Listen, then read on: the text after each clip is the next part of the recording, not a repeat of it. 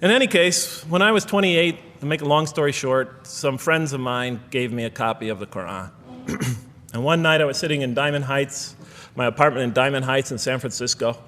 I was working that time at the University of San Francisco. I was 27, 28 at that time, I can't remember. And I ran out of stuff to read, and I took this gift that my friends gave me and I began to read it. And I came to the first verse. Well, I opened the Quran, read the first page, then the second, and then very quickly, in the second surah, about 37 verses into the Quran, I came upon the story of mankind.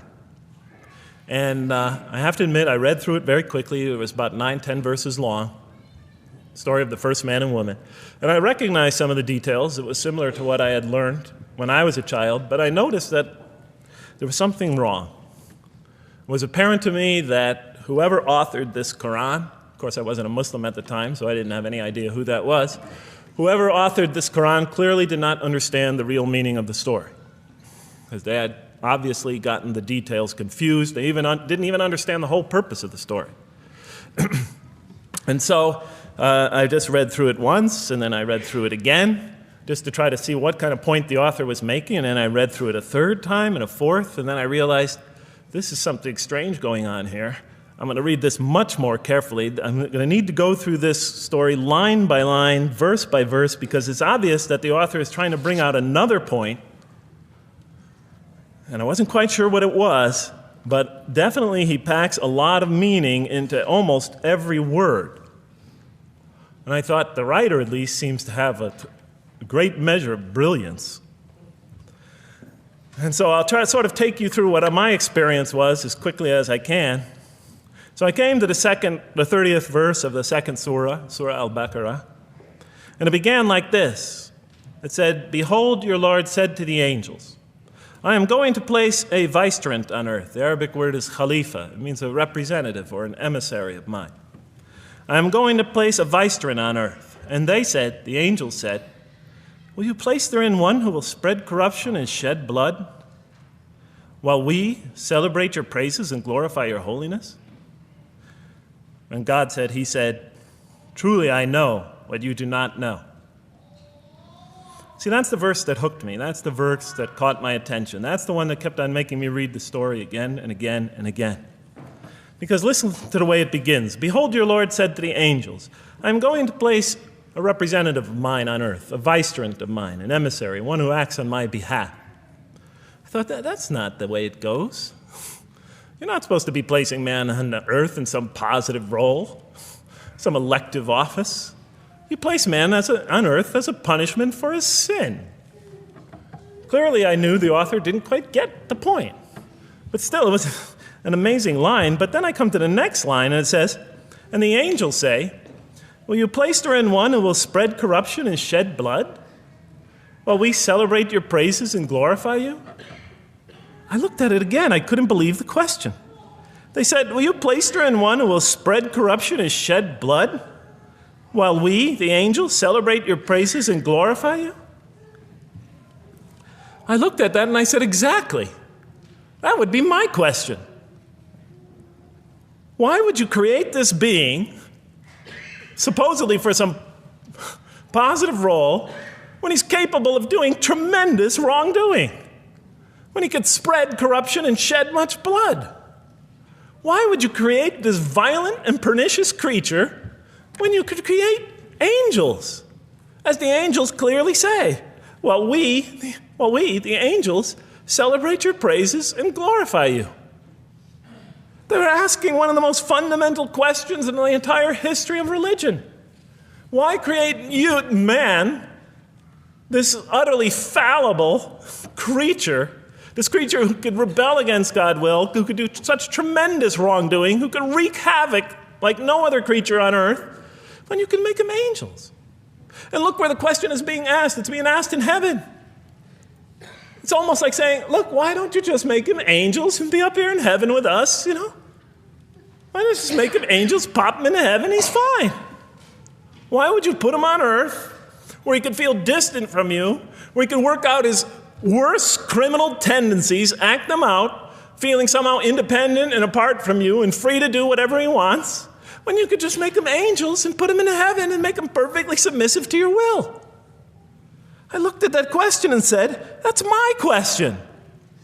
I'm not even a single verse into the story of mankind, and there before me I see my question. That whole question, everything that I ever thought, everything that I ever experienced, everything that I ever knew was in that question. It was as if the author took my life and wanted to pick out exactly the right question to humiliate me, to provoke me, to anger me. Why create man, this most destructive and violent creature, when you could make him angels? And then look at the answer. And he said, God said, truly I know what you do not know. You know, in modern parlance, we would say, I know exactly what I'm doing. I read that and said, what? You know what you do not know? You know exactly what you're doing? Well, please inform me. Tell me what you're doing. Because, you know, I'm 28 years old and I haven't figured out it yet. And I have a lot of issues that I'm still dealing with that's connected to this question.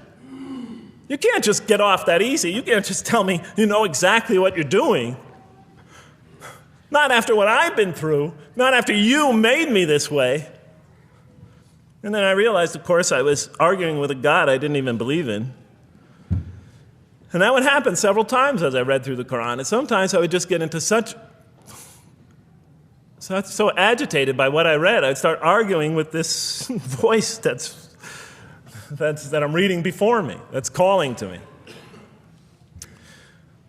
So we turn to the next verse. Well, it turns out that the Quran just doesn't dismiss the question. It starts to answer it a little bit. And in the next verse it says, and he taught Adam, God taught Adam, the names of all things. And then he placed them before the angels and said, tell me their names if you are right. So this verse is clearly referring to the previous one.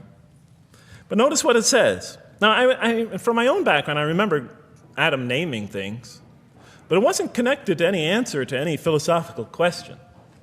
But here, notice what it says. And he taught Adam the names of all things. And I realized already, just from the first verse, you got to read these verses very carefully because it's packed with a lot of symbolism and meaning. And he taught Adam the names of all things. So here we see Adam is not only just a creature who knows how to name things, who's acquiring the gift of language, but he's also a learning creature. God is teaching him. Now right here, right in this verse, and it'll come even clearer in the subsequent verses, that the very first thing that the Quran is going to emphasize here is man's intellect. He is a learning creature.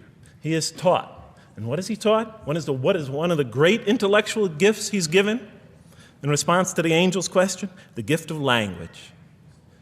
Because through language, mankind could not only learn, but he could learn things not only through his own experience, but he could learn things that other people have experienced of times and places that are hundreds, thousands of years and miles separated from him. And so that all our knowledge becomes cumulative. Every generation learning from the generation before it. I'm learning today from authors I read from other sides of the world that may have existed 2,000 years ago. And so we all contribute to our collective learning and knowledge. And so I'll see later in the Quran, when the Quran will emphasize this again and again and again. Like in one verse it says, read in the name of your Lord who created. Created a man out of a tiny creature that clings. Read, it commands the reader. For your Lord is most bountiful. Why is he most bountiful? What great gift did he give you? For he taught man the use of the pen. And through it taught him what he otherwise could not know. And time again, the Quran will call upon man to use his intellectual faculties and swear by his intellectual faculties and to use them correctly because they play a fundamental role in guiding him to truth. I never came upon a scripture that puts so much emphasis on the correct use of our intellectual faculties, on the harnessing of reason in helping us attain to faith. And he taught Adam the names of all things. And then he placed them before the angels and said, tell me their names if you are right. Okay, you have this objection, you have this natural question about this creation of mankind. Here, this mankind is this human being, this human creature is a learning creature. He has many intellectual gifts. Here, I'm going to place these things before you. Tell me their names if you are right about man. And what did the angels say? In the next verse they say, "Glory to you. We have no knowledge except what you have taught us. In truth, it is you who are knowing, the wise." They say this task, this intellectual test that's put before them is beyond their grasp. Notice what they emphasize. We have no knowledge. This would take knowledge. This would take an intellect that they don't possess. In truth, it is you who are knowing, the wise. You got it. It's easy for you. You're the knowing, the wise. You have knowledge. You have wisdom. But this would take knowledge and wisdom that is beyond us. And so in the next verse we read, and he said, "O Adam, tell them their names." And when he had told them their names, notice how it's just like it's nothing for him. For mankind, he has this phenomenal ability. And when he had told them their names, as if it was just a triviality for man, he names them. "O Adam, tell them their names." And when he had told them their names, God said, "Did I not tell you that I know what is unseen in the heavens and the earth? And I know what you reveal and conceal?" And he's clearly going back to the angel's question. Yes, you have these natural concerns about the creation of mankind. Yes, he could do these evil things. But look at this tremendous intellect he has. This is something you have overlooked that you haven't considered. And that's clearly the point of these verses. Even though I felt that the author didn't quite, it was as if I realized that he didn't misunderstand the story. He was taking one of the great stories in the history of humankind, one of the fundamental greatest stories in the history of mankind, and molding it and using it as a vehicle for an entirely original message. And God said, "Did I not tell you that I know what is unseen in the heavens and the earth? And I know what you reveal and what you conceal?" In other words, didn't I tell you I know exactly what I'm doing? And then in the next, and didn't I not tell you that I know what you reveal and conceal? I looked at that. What question what did they reveal and what did they conceal? What did their question reveal and conceal? I thought about it for a minute. Oh, it's obvious. What did their question reveal? You just go back and look at the question. It revealed the sinful and sinister propensities of man. I mean, it's obvious, right? Why are you all looking at me like that? You're starting to scare me. You're all looking very serious. Am I losing you? Wow. Okay. So, they revealed the sinister and evil propensities of man.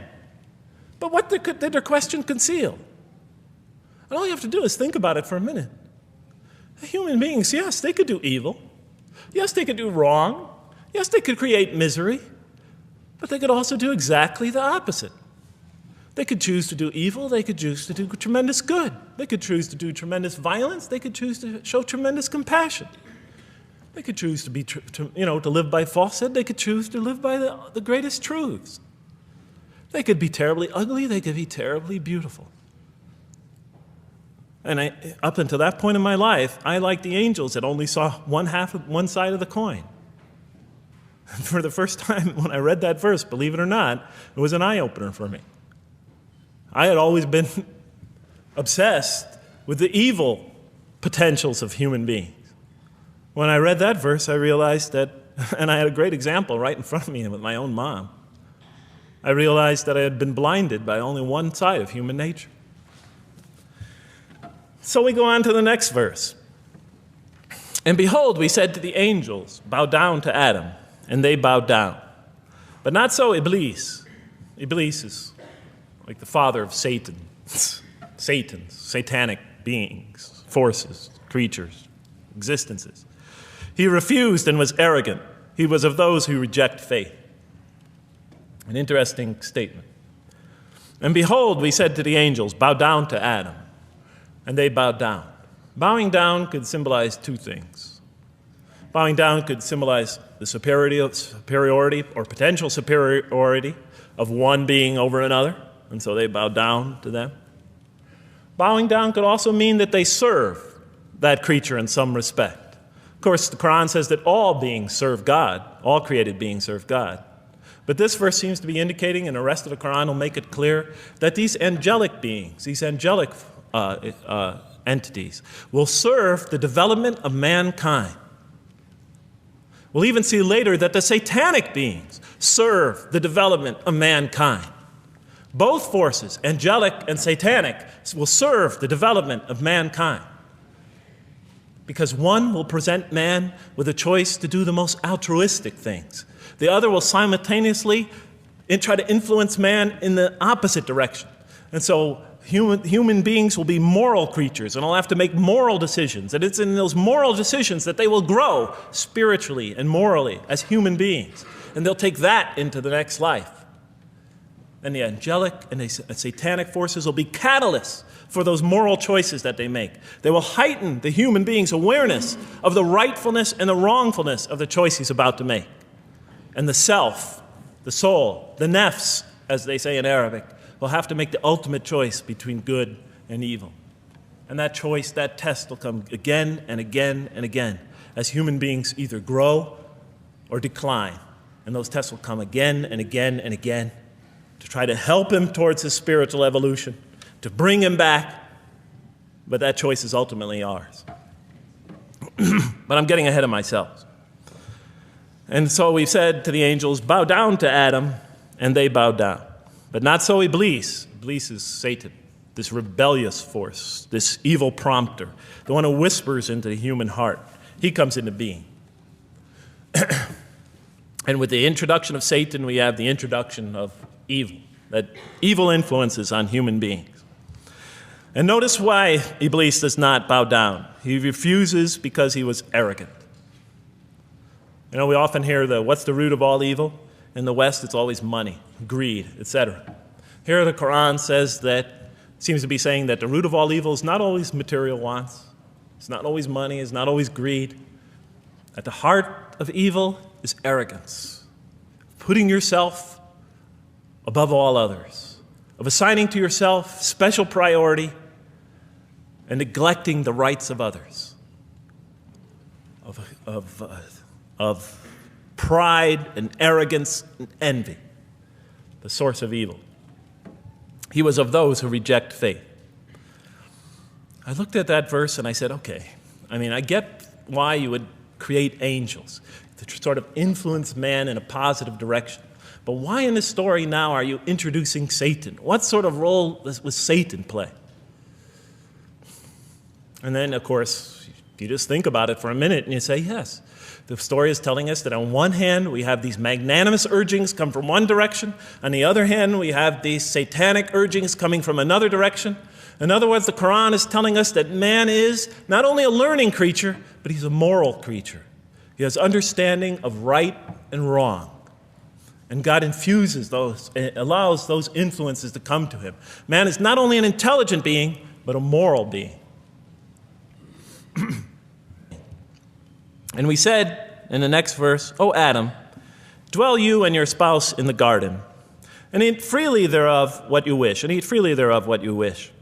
But come not near this tree, for then you will be among the wrongdoers. I looked at this verse and I was, starting to wonder if the author was drifting back to the old story again. I was confused.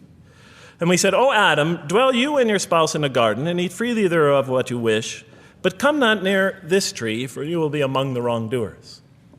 I thought it was drifting back to the old story. Man sins, man's punished for his sins with earthly life.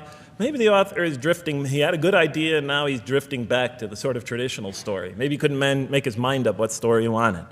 Except for a couple things about this verse, and this happened with almost every verse as I read through it, is that the whole tenor of the passage is sort of not what you would expect. I noticed that the Quran in this story has a tremendous penchant for understating things. Because it says,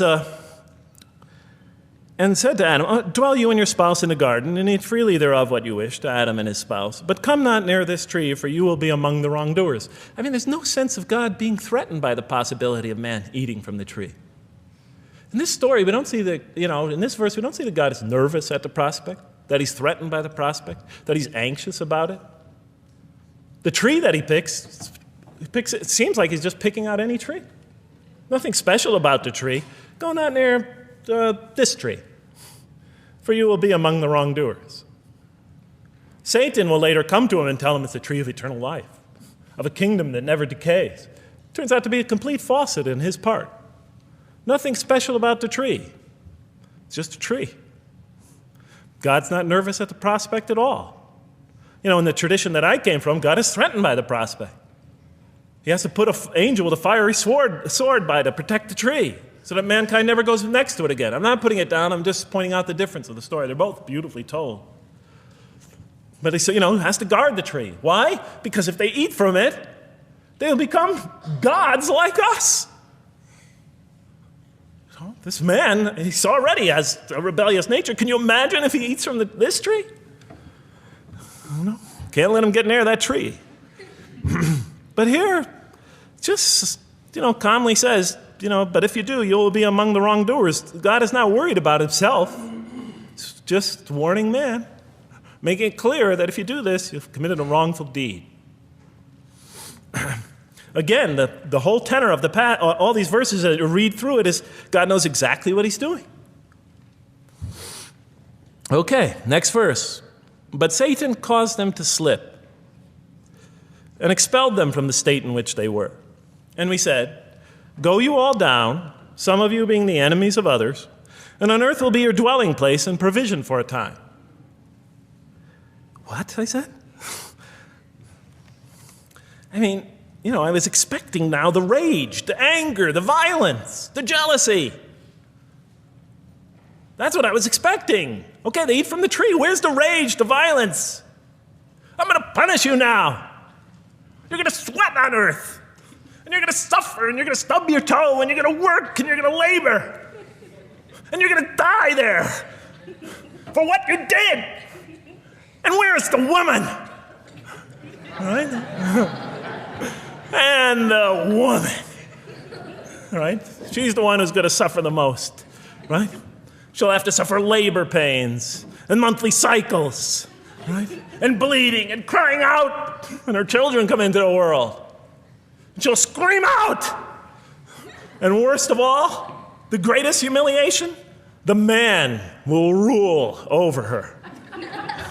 When he's obviously her intellectual inferior, because she and the angels she and Satan seduced him, and he just bumbled along and committed a real, wrong deed. Well, I don't mean to make light of it, but the story is obviously different, though. No threat here. As a matter of fact, look at the way it says, "O Adam, dwell you and your spouse in the garden, and eat freely thereof what you wish. But come not near this tree, for you will be among the wrongdoers." Then they make the mistake. But Satan caused them to slip and expelled them from the state in which they were. And we said, go all you down, some of you being enemies of others, will be adversaries of others. Some of you will be adversaries of each other. And on earth will be your dwelling place and provision for a time. This is not a deity losing it. If you look at it, on earth will be your dwelling place and provision for a time. That's not the words of a God that has got lost, that is really extremely upset. On earth will be your dwelling place and provision for a time.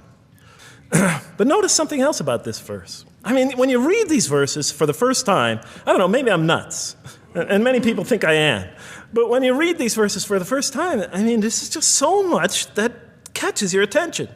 But Satan caused them to slip. I remember, I couldn't get that verse out of those words out of my head.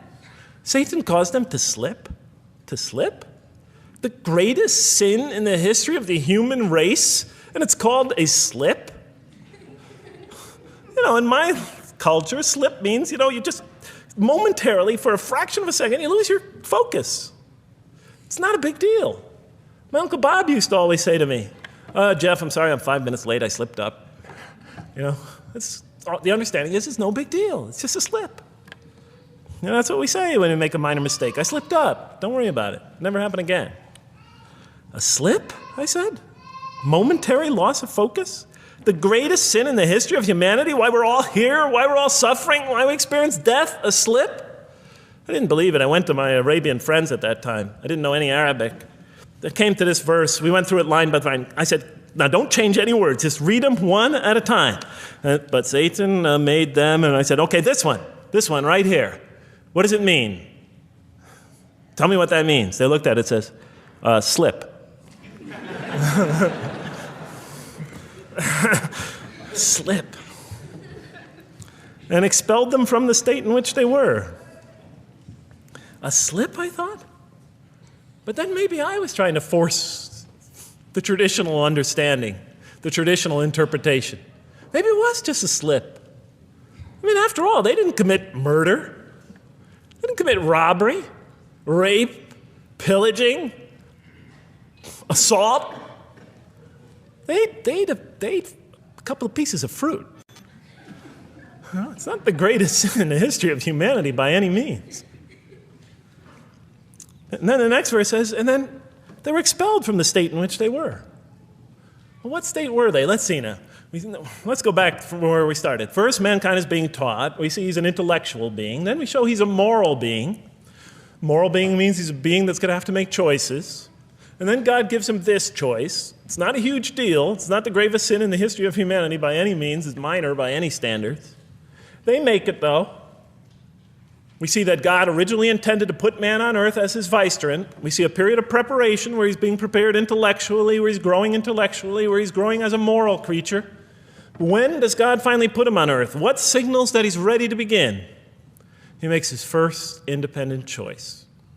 It's not the worst deed in the history of humanity.